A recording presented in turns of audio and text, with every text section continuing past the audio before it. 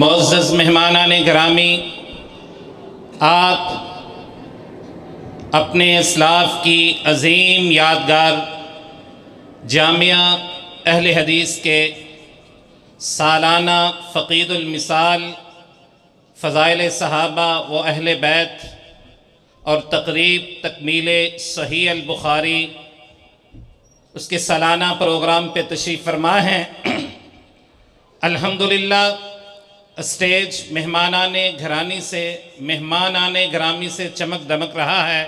میں مولانا ثناء اللہ صاحب بیاڑوی، مولانا بخت زمان صاحب اور کشمیر سے میرپور سے تشریف لائے ہوئے قافلے کی قیادت قاری محمود صاحب نے کی، اور لارنس روڈ مرکز سے فضیلت الشیخ استاد محترم قاری محمد عثمان ناطق صاحب وہ تشریف لائے، اور لاہور کی قیادت محترم جناب امجد اقبال گھومن صاحب، پنجاب کی قیادت ہمارے اسٹیج پہ پاکستان کی مرکزی قیادت موجود ہے۔ تو اللہ رب العزت مہمانوں کا تشریف لانا، علماء کرام کا بیان فرمانا اور آپ سب کا سننا قبول فرمائے۔ وہ ہے ایوان فلک بوس کے دربانوں میں، اور ہم ہیں ختم نبوت کے نگہبانوں میں۔ دوستو آؤ محمد پہ نچھاور کر دیں، تار جتنے بھی بقایا ہیں گریبانوں میں، اور شاتم سید کونین کا خون جائز ہے، آج تک یہی جذبہ ہے مسلمانوں میں۔ اور بادشاہ ہم سے قصیدوں کی توقع نہ کریں، ہم ہیں دربار رسالت کے ثنا خانوں میں۔ میری مراد فضیلت الشیخ حضرت مولانا پروفیسر عبید الرحمن محسن صاحب، وہ آپ کے سامنے خطاب فرماتے ہیں۔ محترم جناب پروفیسر حافظ عبید الرحمن محسن حفظہ اللہ تعالی۔ الحمد لله رب العالمين، والصلاة والسلام على أشرف الأنبياء وخاتم المرسلين، أشهد أن لا إله إلا الله وحده لا شريك له، وأشهد أن محمدًا عبده ورسوله صلى الله عليه وعلى آله وصحبه وسلم، أما بعد، فأعوذ بالله السميع العليم من الشيطان الرجيم، من همزه ونفخه ونفثه، بسم الله الرحمن الرحيم، وجعلنا نومكم سباتا وجعلنا الليل لباسا وجعلنا النهار معاشا، وقال عز من قائل سبحانه وتعالى: ومن آياته منامكم بالليل والنهار وابتغاؤكم من فضله۔ آج کے اس عہد پرآشوب میں جہاں ہماری زندگی بہت زیادہ متاثر ہوئی ہے، بالخصوص سوشل میڈیا کے بلاخیز سیلاب کے آنے کے بعد ہماری قدریں بھی متاثر ہوئیں، ویلیوز متاثر ہوئیں، اخلاقیات متاثر ہوئیں، زبان متاثر ہوئی، تعلیم متاثر ہوئی، ایمان و عقیدہ متاثر ہوا۔ ان میں سے ایک اہم ترین چیز جو اس دور میں بری طرح متاثر ہوئی، وہ میری اور آپ کی زندگی کا تیسرا حصہ ہے، راتوں کی ترتیب ہے۔ ہمارے دین میں کسی بھی تاریخ کا آغاز غروب آفتاب کے بعد شروع ہوتا ہے۔ اس کا مطلب یہ ہے کہ ہمارے اگلے دن کی ترتیب ہی رات سے شروع ہوتی ہے۔ اگر آپ نے 60 سال کی زندگی بسر کی ہے تو اس میں کم و بیش تیسرا حصہ آپ کا راتوں میں گزرا ہے، 20 سال راتوں میں گزرے ہیں۔ اور یہ بات بھی ذہن میں رکھیے کہ جس کی راتیں خراب ہو جاتی ہیں اس کا دن بھی برباد ہو جاتا ہے۔ اور جو رات کو سنت کے مطابق بنا لیتا ہے اس کا دن بھی بابرکت ہو جاتا ہے۔ رسول اللہ صلی اللہ علیہ وسلم نے ارشاد فرمایا، فجر کی نماز سے جو بندہ سویا رہ جاتا ہے اس کے حوالے سے کہ اگر وہ سویا رہ گیا، اصبح خبیث النفس کسلانا، نفسیاتی طور پر وہ خباثت کے ماحول میں صبح کرتا ہے اور جسمانی طور پر وہ سست رہتا ہے، کمزور رہتا ہے۔ اللہ تعالیٰ نے رات کو اپنی بہت بڑی نشانی قرار دی ہے۔ اس آیہ مبارکہ کو ذرا میرے ساتھ توجہ سے سماعت کیجیے اور اس کے معنی میں کچھ دیر کے لیے رکیے، پھر ہم بات کو آگے بڑھاتے ہیں۔ اعوذ باللہ من الشیطان الرجیم، ان فی خلق السماوات والارض واختلاف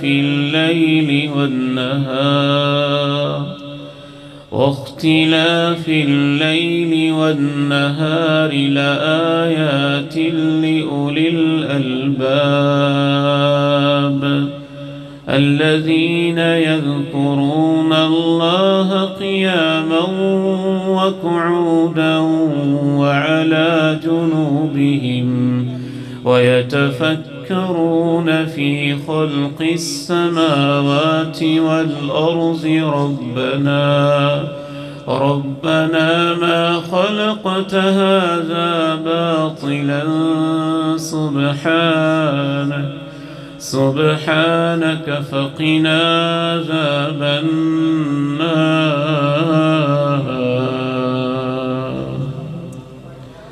بلا شبہ زمین و آسمان کی تخلیق میں، دن رات کے آنے جانے میں یقیناً بڑی بڑی نشانیاں ہیں ان کے لیے جو عقل والے ہیں،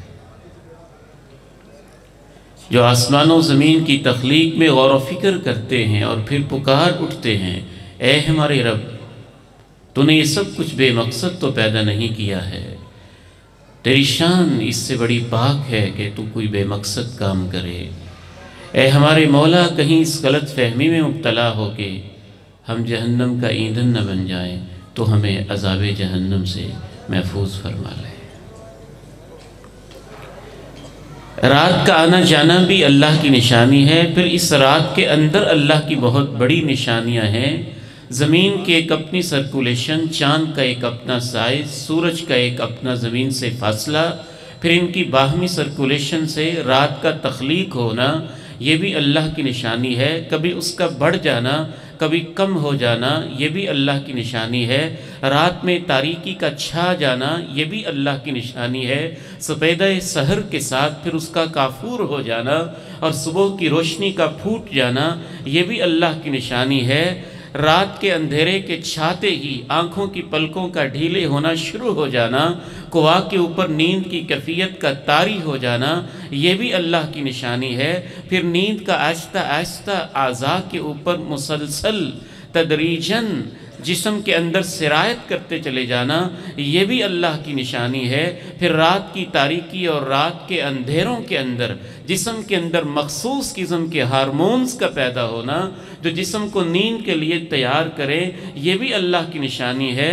پھر نیند میں اور رات کی تاریکی کے اندر کچھ قوا کا بالکل معطل ہو جانا اور کچھ اعضاء کا اپنے فنکشن کو جاری رکھنا، دل کی دھڑکن کا جاری رہنا اور جگر کے اپنے نظام کا جاری رہنا، یہ بھی اللہ کی نشانی ہے۔ پھر رات کی تاریکی کے اندر روحوں کا نیند کے عالم میں اللہ کے پاس چلے جانا، جسم کا یہاں موجود ہونا، روح و بدن کا آپس میں کمزور تعلق ایک لیول کا برقرار رہنا، یہ بھی اللہ کی نشانی ہے۔ پھر رات کی تاریکی کے اندر جس طرح سے انسان کی زندگی کٹتی چلی جاتی ہے، راتیں ہی تو گزریں، گزرتی چلی گئیں، ہفتوں میں ڈھل گئیں، ہفتے گزرے، سالوں میں ڈھل گئے، سال گزرے، دہائیوں میں ڈھل گئے، دہائیاں گزریں، جوانی گزری، بانکپن گزرا، لڑکپن گزرا، ادھیڑ عمر کے اندر داخل ہوتے گئے۔ یہ دن رات کا عدل بدل ہی تو تھا کہ جس نے جوانوں کو بوڑھا کر دیا، بچوں کو جوان کر دیا، سفید بالوں والوں کو قبرستان میں پہنچا دیا اور سیاہ بال والوں کے بالوں کو سفید کر کے رکھ دیا۔ دن رات کے آنے جانے میں اللہ کی بڑی بڑی نشانیاں ہیں۔ ان فی خلق السماوات والارض واختلاف الليل والنهار لآيات لأولي الألباب۔ اللہ کی نشانی رات کے اندر اور نیند کے اندر یہ بھی ہے کہ یہ ہمیں قبر کی نیند اور موت کی یاد دلاتی ہے، کیونکہ نیند موت ہی کی بہن ہے۔ اور اللہ کے پیارے نبی علیہ السلام یہی کہا کرتے تھے، الحمدللہ الذی احیانا بعدما اماتنا وإلیہ النشور۔ اور اللہ کا قرآن بھی رات سونے کو وفات کے لفظ سے تعبیر کرتا ہے کہ نیند کے عالم میں تمہاری روحیں اللہ اپنے پاس لے جاتا ہے۔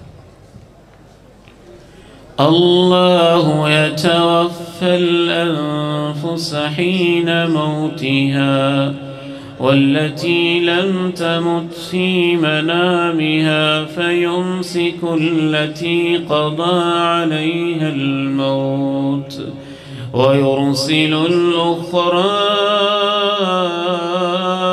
إلى أجل مسمى إن في ذلك لآيات لقوم يتفكرون۔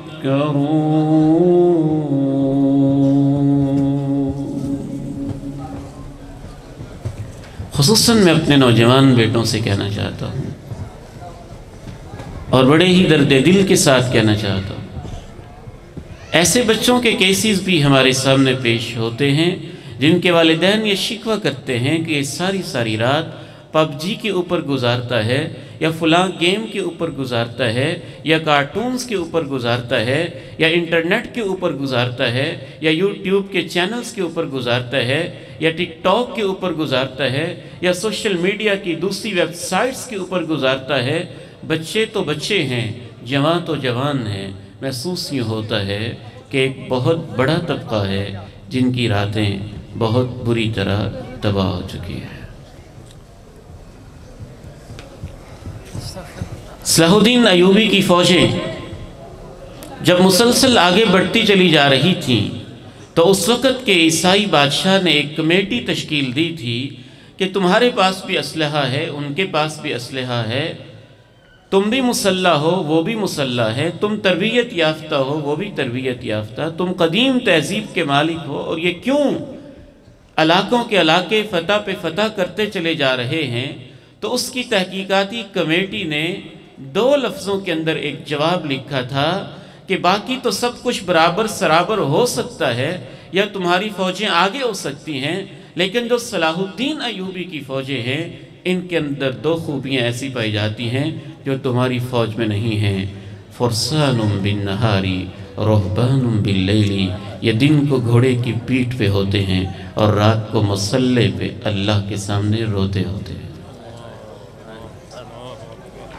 اللہ کے پیارے نبی علیہ السلام نے جب غزوہ بدر میں مکہ کے جگر گوشوں کو اور مدینہ منورہ کے قیمتی ہیرے اور موتیوں کو اور اپنی مٹھی بھر جماعت کو تیار کر کے میدان بدر کے اندر تیار کر کے صبح بس میدان کے اندر اتارنا تھا، تو آپ علیہ السلام نے صحابہ کی اس جماعت سے اس محبت کا اظہار کیا تھا جس پہ میلوں لوگوں کی زبانیں لمبی ہوتی ہیں، ان کو شرم آ جانی چاہیے۔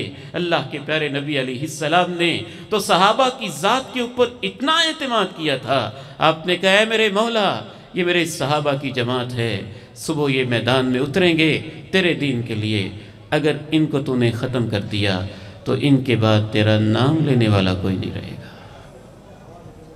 ساری رات آپ نے دعا میں گزاری تھی۔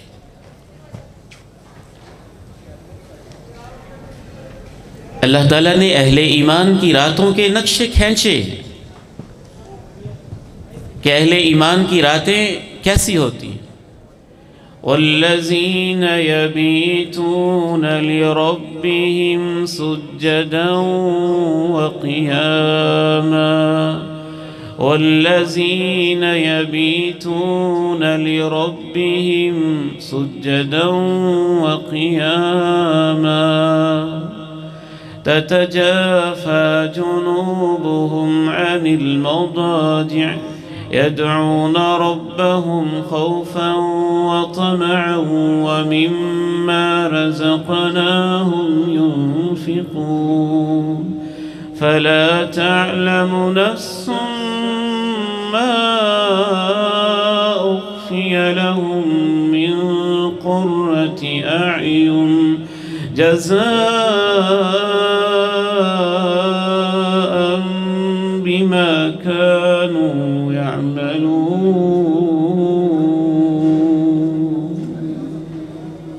ان کے پہلو بستروں سے دور ہو جاتے ہیں، وہ اپنے رب کو جہنم کے خوف اور جنت کے شوق میں پکارنے لگتے ہیں۔ کسی کو نہیں پتا ہے کہ جن کی راتیں یوں گزرتی ہیں اللہ نے ان کے لیے جنتوں میں آنکھوں کی ٹھنڈک کے کیسے انتظام کیے۔ یہ ان کی محنتوں کا صلہ ہے۔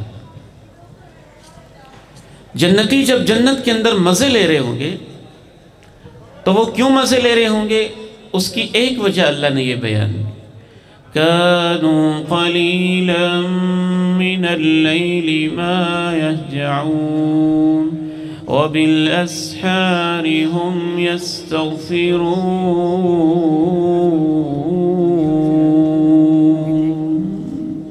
رات کا تھوڑا سا حصہ ایسا ہوتا تھا جس میں وہ آرام نہیں کرتے تھے، یعنی کچھ حصے میں اللہ کی عبادت کرتے تھے۔ اہل علم بیٹھے ہیں، امام طبری نے لکھا کہ بعض نے ماں نافیہ بنایا ہے، یعنی رات کا تھوڑا سا حصہ ایسا ہوتا تھا جس میں وہ آرام نہیں کرتے تھے، وہ اللہ کے لیے خاص کرتے تھے۔ اور اگر ماں نافیہ نہ بنائیں كانوا قليلا من الليل ما يهجعون، رات کے تھوڑے سے حصے میں آرام کرتے تھے اور زیادہ تر اللہ سے باتیں کرتے تھے۔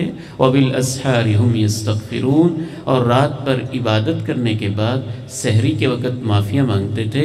یہاں پہ امام ابن کثیر نے بڑا خوبصورت جملہ لکھا، وہ راتوں کو عبادت کر کے سحریوں میں معافیہ مانگتے تھے۔ اس انسان کا کیا حال ہے جو راتوں کو گناہ کر کے صبح پھر بھی معافی نہیں مانگتا ہے۔ آخری چند منٹ کے اندر میں بات کو سمیٹتا ہوں۔ حضرات، باقاعدہ اس طرح کی رپورٹس موجود ہیں کہ آج کا نوجوان موبائل کی سکرین میں اور انٹرنیٹ کی دنیا میں اتنا مست ہوا ہے کہ ہمارے ایک بہت بڑے طبقے کی نیند بھی متاثر ہو چکی ہے اور اس کے اعضاء بھی متاثر ہو چکے ہیں، اور وہ سلیپ مینجمنٹ کی ٹریننگ لے رہے۔ وہ کیا ٹریننگ دے سکتے ہیں جو اللہ کے نبی علیہ السلام کی سنتوں سے پوری طرح واقف نہیں ہے؟ سلیپ مینجمنٹ کی ٹریننگ سب سے بہتر اگر کسی نے دی ہے تو آمنہ کے لال علیہ السلام نے دی ہے۔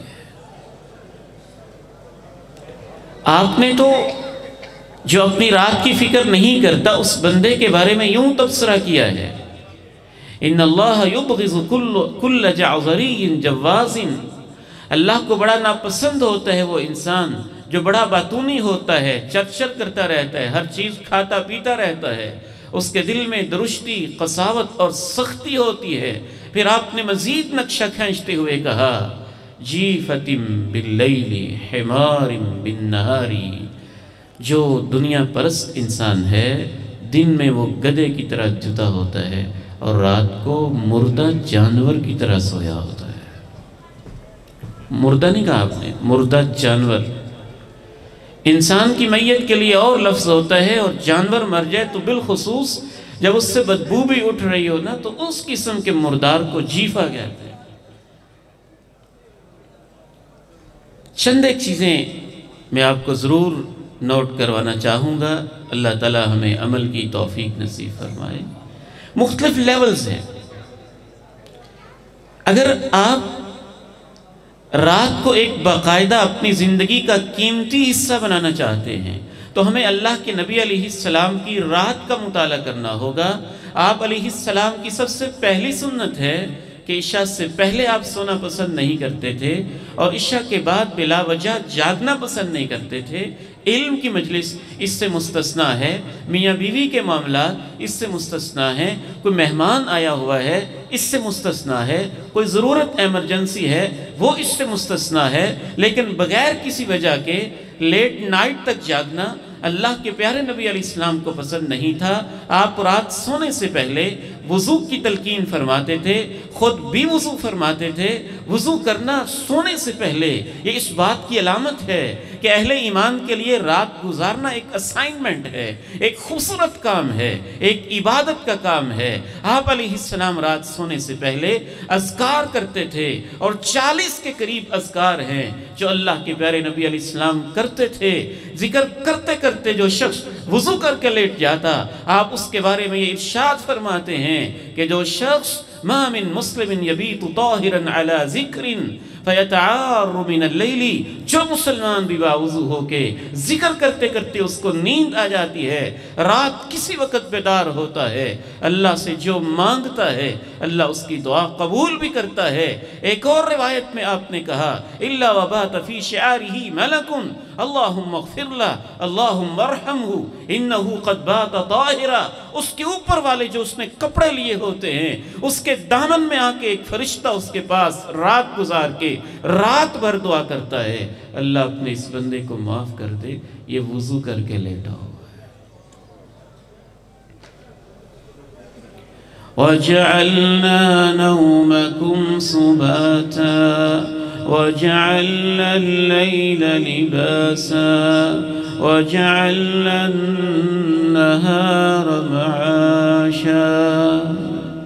آپ علیہ السلام دائیں پہلو پہ لیٹتے۔ امام ابن قیم رحمہ اللہ فرماتے ہیں جو شخص دائیں پہلو پہ لیٹتا ہے انشاءاللہ اس کی نیند غافلوں والی نیند نہیں ہوتی ہے۔ آپ علیہ السلام رات کے باقاعدہ انتظامات کرتے، اغلق الابواب، دروازے بند کر دو، اوق الآنیہ، جو تمہارے برتن ہیں اسقیہ پینے کے ان کے منہ باندھ دو، اور جو تمہارے وہ والے برتن ہیں کھانے کے اس کے علاوہ غط الآنیہ ان کو بھی ڈھانپ دو، اطفئ السروج، جو تمہاری اضافی اور ضرورت کے علاوہ تمہاری روشنیاں ہیں ان کو گل کر دو، چراغ کو گل کر دو اور بجھا دو، اور دروازے بھی بسم اللہ پڑھ کے بند کرو۔ مجھ سے ایک شخص رابطہ کرتا ہے، میری بیٹی رات کو ڈر جاتی ہے، اچانک کہتی وہ کیا ہو گیا، وہ چلا گیا، وہ آ گیا، کبھی مسکرانے لگتی کبھی رونے لگتی ہے۔ میں نے کہا نہ میں عامل ہوں نہ میں اس طرح کی چیزوں کے بہت زیادہ واقف ہوں، البتہ آپ بسم اللہ پڑھ کے دروازہ بند کریں، اور شام کے ڈھلتے ہی آپ دروازے وغیرہ بند کریں، خامخواہ بچوں کو باہر نہ نکالیں، پھر آپ بسم اللہ کے ساتھ ساتھ جو باقی ہدایات سونے کی دین نے دی ہیں ان پہ عمل کریں۔ ایک ہفتے کے بعد الحمدللہ اللہ اس کے گھر میں خیر اور برکت پیدا کر دیتا۔ اگر یہی نوجوان سکرین دیکھتے دیکھتے سو گیا ہے، اللہ کے پیارے نبی کا دن کا سب سے آخری کام سوتے ہوئے وہ بھی قرآن کی تلاوت تھا، اور اٹھتے ہوئے سب سے پہلا کام وہ بھی قرآن کی تلاوت تھا۔ آخری تینوں قل پڑھنا، قل یا ایھا الکافرون پڑھنا، آیت الکرسی کی تلاوت کرنا، اور باقی جو اذکار ہیں ہمیں اپنے گھروں میں اس طرح کا ماحول بنانا ہوگا۔ اگر ہم اس طرح کا ماحول نہیں بنائیں گے تو جو نیو جنریشن کے ہم مسائل دیکھ رہے ہیں، بی اے میں پڑھنے والے بچے، ایم اے کے اندر پڑھنے والے نوجوان، ان سے پوچھا جاتا ہے آپ نے فجر کی نماز پڑھی، ان کا جواب ہوتا ہے ہمارے گھر میں تو کوئی بھی نہیں اٹھا۔ آخری بات کر کے میں اجازت چاہتا ہوں، میرا وقت ختم ہو چکا ہے۔ اہل علم سے اس حوالے سے رہنمائی لیں، اپنی راتوں کو اللہ کے لیے منظم کریں، ان کو ترتیب میں لائیں۔ اگر اور کچھ نہیں ہو سکتا تو کم از کم اتنا بھی کوئی انسان کر لینا کہ فجر کی نماز باجماعت، عشاء کی نماز باجماعت اتنا ہی اہتمام کر لے تو اللہ کے پیارے نبی علیہ السلام فرماتے ہیں اللہ اس کو بھی اتنا اجر دیتا ہے جیسے ساری رات ہی تہجد پڑھتا ہے۔ یہ آخری لیول ہے، کم از کم اس لیول پہ بندہ آ جائے۔ 10 آیات پڑھ لے اگر رات کے وقت کوئی شخص قیام میں، تو آپ ارشاد فرماتے ہیں اللہ اپنے فرشتوں سے کہتے ہیں اس کا نام غافلوں سے نکالتے۔ من قام بعشر آیات لم یکتب بین الغافلین۔ سورۃ الفلق اور سورہ الناس 2 سورتیں آپ پڑھ لیں تو 10 سے اوپر ایک آیت بن جاتی ہے۔ میں خصوصاً اپنے بیٹوں سے یہ وعدہ لینا چاہوں گا کہ انشاءاللہ ہم نے اپنی راتوں کا خیال رکھنا ہے انشاءاللہ تعالی، اسے اہل ایمان والی راتیں بنانا ہے، اور وہ والی راتیں نہیں بنانا جن کے بارے میں آپ نے کہا رات کو مرداروں کی طرح اور دن میں گدھوں کی طرح جتے ہوئے۔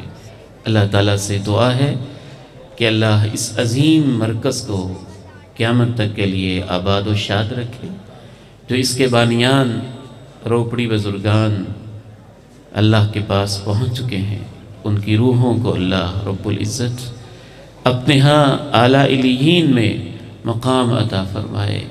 یقیناً وہ بزرگ بہت ہی عظمت والے، بہت ہی شان اور مقام والے تھے، اور جو ان کی نشانیاں ہمارے پاس موجود ہیں اللہ ان کو بھی سلامتی اور برکت والی زندگی عطا فرمائے۔